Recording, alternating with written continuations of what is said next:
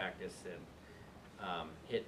You know, last week I was fortunate enough. I went down, played a couple of days in Florida, but I hadn't played in 2 weeks. Since, I mean, right before we got the snow, it was decent for a couple of days. I played, went down there, and I hadn't played in 2 weeks. So I went out. I hit balls for about 15 minutes. I was like, heck with this. I'm going to play.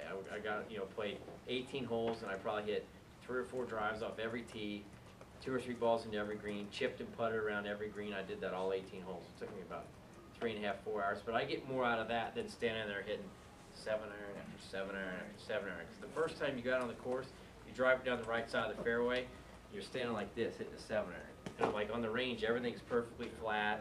I don't learn anything doing that. If I'm working on something in my swing, yes, then that's when I hit balls. But usually, it's only when I'm trying to find some rhythm or work on something in my swing do I stand there and hit balls. But I always start with the short clubs. I always start with a sand wedge, and I hit about 3 sand wedges, and then I go right to like a 9 iron and a 6 iron. I don't even carry a 3 iron.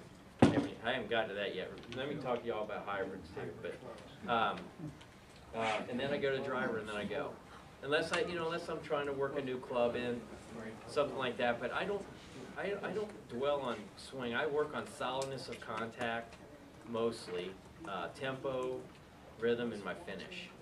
I want to be able to stand up there and feel like I'm swinging in balance and not falling over when I finish. I tell my little guy that all the time. I want you to be able to stand there until the ball's landed and hold your finish, because that means you're in balance. And if you hit it solid and you can do that, the shot has to be pretty good, I think.